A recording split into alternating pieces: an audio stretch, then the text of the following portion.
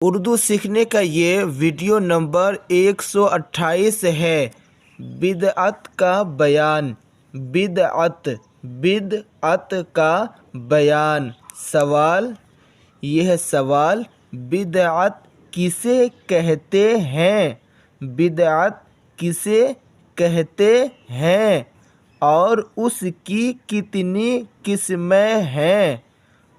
اس کی کتنی قسمیں ہیں؟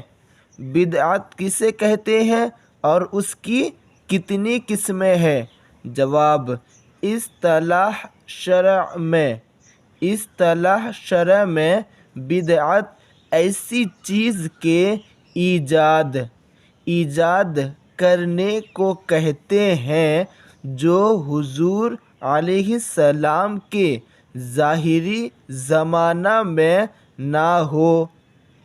بدعت ایسی چیز کے ایجاد کرنے کو کہتے ہیں جو حضور علیہ السلام کے ظاہری زمانہ میں نہ ہو، خواہ وہ چیز دینی ہو یا دنیاوی۔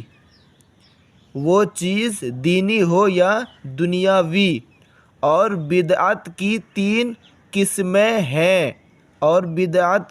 تین قسمیں ہیں۔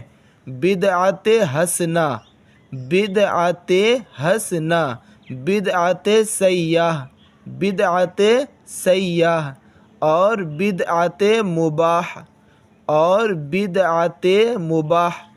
بدعت حسنہ یعنی جو پہلی قسم ہے کیا ہے؟ بدعت حسنہ۔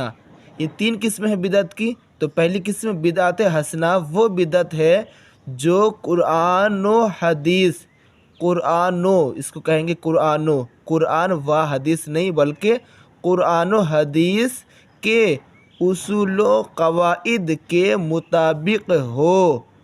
وہ بدعت ہے جو قرآن و حدیث کے اصول و قواعد کے مطابق ہو اور انہی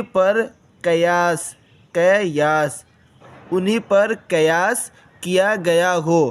اس کی دو قسمیں ہیں۔ اول بدعت واجبہ، آگے دیکھیں، جیسے قرآن و حدیث سمجھنے کے لیے علم نحو کا سیکھنا اور گمراہ فرقے مثلاً خارجی، رافضی، قادیانی اور وہابی وغیرہ پر رد کے لیے دلائل قائم کرنا۔ جیسے قرآن و حدیث سمجھنے کے لیے علم نحو کا سیکھنا اور گمراہ فرقے مثلاً خارجی، رافضی، قادیانی اور وہابی وغیرہ پر رد کے لیے دلائل قائم کرنا۔ دوم، بدعت مستحبہ، جیسے مدرسوں کی تعمیر اور وہ نیک کام جس کا رواج ابتدائی زمانہ میں نہیں تھا۔ جیسے مدرسوں کی تعمیر اور وہ نیک کام جس کا رواج ابتدائی زمانہ میں نہیں تھا۔ جیسے اذان کے بعد صلاۃ پکارنا۔ در مختار باب الاذان میں ہے کہ اذان کے بعد الصلاۃ والسلام علیک یا رسول اللہ پکارنا۔ آگے دیکھیں کیا ہے؟ ماہ ربیع الاخر، یہ ربیع الاخر سن 781 ہجری میں جاری ہوا اور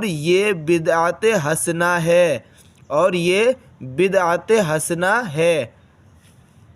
سوال، بدعت سیاح کسے کہتے ہیں اور اس کی کتنی قسمیں ہیں؟ بدعت سیاح کسے کہتے ہیں اور اس کی کتنی قسمیں ہیں؟ جواب، بدعت سیاح وہ بدعت ہے بدعت سیاح وہ بدعت ہے جو قرآن و حدیث کے اصول و ضوابط کے مخالف ہو، جو قرآن و حدیث کے اصول و ضوابط کے مخالف ہو۔ اس کی دو قسمیں ہیں، اول بدعت محرمہ، جیسے ہندوستان کی مروجہ تعزیہ داری، رسالہ تعزیہ داری اعلیٰ حضرت، اور جیسے اہل سنت و جماعت کے خلاف نئے عقیدہ والوں کے مذاہب، اہل سنت و جماعت کے خلاف نئے عقیدہ والوں کے مذاہب۔ دوم بدعت مکروہہ، جیسے جمعہ اور عیدین کا خطبہ غیر عربی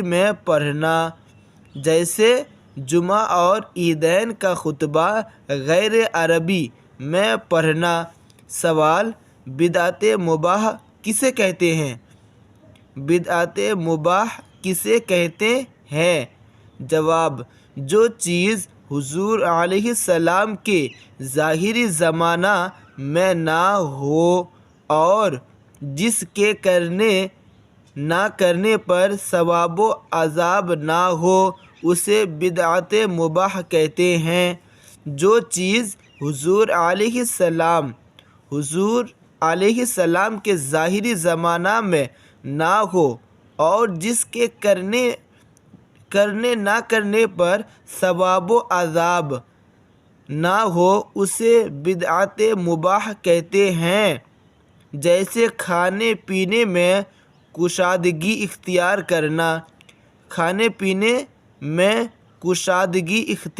کرنا اور ریل گاڑی وغیرہ میں سفر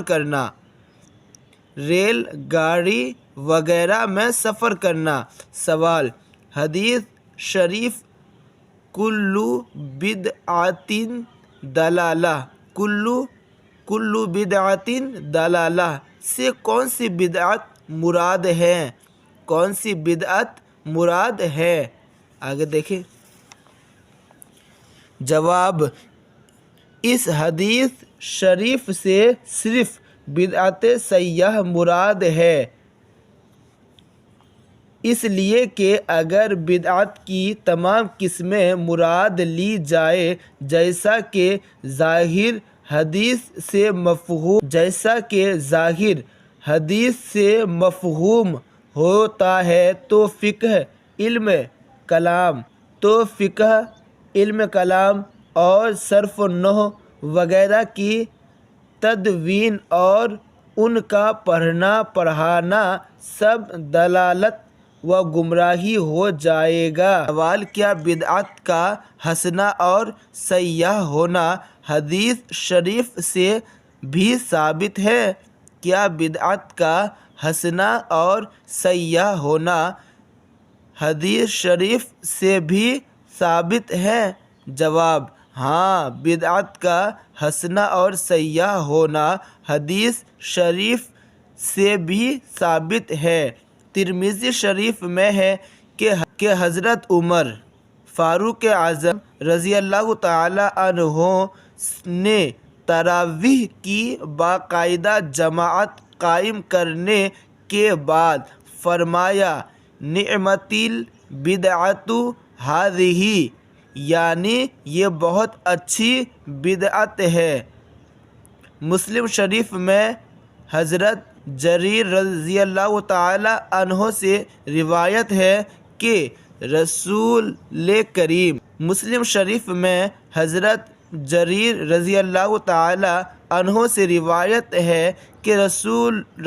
کریم علیہ الصلاۃ والتسلیم نے فرمایا کہ جو اسلام میں کسی اچھے طریقہ کو رائج کرے گا تو اس کو اپنے رائج کرنے کا بھی ثواب ملے گا اور ان لوگوں کے عمل کرنے کا بھی ثواب ملے گا جو اس کے بعد اس طریقہ پر عمل کرتے رہیں گے اور عمل کرنے والوں کے ثواب میں کوئی کمی بھی نہ ہوگی۔ اور جو شخص مذہب اسلام میں کسی برے طریقہ کو رائج کرے گا تو اس شخص پر اس کے رائج کرنے کا بھی گناہ ہوگا اور ان لوگوں کے عمل کرنے کا بھی گناہ ہوگا جو اس کے بعد اس طریقہ پر عمل کرتے رہیں گے اور عمل کرنے والوں کے گناہ میں کوئی کمی بھی نہ ہوگی۔ سوال: کیا میلاد شریف کی محفل منعقد کرنا بدعت سیاح ہے؟ کیا میلاد شریف کی محفل منعقد کرنا بدعت سیاح ہے؟ جواب: میلاد شریف کی محفل منعقد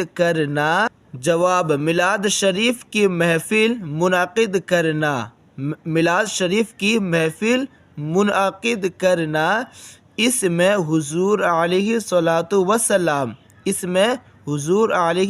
والسلام کی پیدائش کے حالات اور دیگر فضائل و مناقب بیان کرنا برکت کا باعث ہے۔ اسے بدعت سیاح کہنا گمراہی و بد مذہبی ہے۔ سوال: کیا حضور علیہ السلام کے زمانہ میں میت کا تیجا ہوتا تھا؟ کیا حضور علیہ السلام کے زمانہ میں میت کا تیجا ہوتا تھا؟ جواب: میت کا تیجا اور اسی طرح 10واں 20واں اور 40واں وغیرہ حضور علیہ الصلاۃ والسلام کے ظاہری زمانہ میں نہیں ہوتا تھا بلکہ یہ سب بعد کی ایجاد ہیں اور بدعت حسنہ ہیں، اس لیے کہ ان میں میت کے ایصال ثواب کے لیے قرآن خوانی ہوتی ہے، صدقہ خیرات کیا جاتا ہے اور غرباء و مساکین کو کھانا کھلایا جاتا ہے اور یہ سب ثواب کے کام ہیں۔ ہاں، اس موقع پر شادی بیاہ کی طرح دوست و احباب اور عزیز و اقارب کی دعوت کرنا ضرور بدعت سیاح ہے۔ چلیے اس ویڈیو میں یہیں تک، ملتے ہیں نیکسٹ ویڈیو میں۔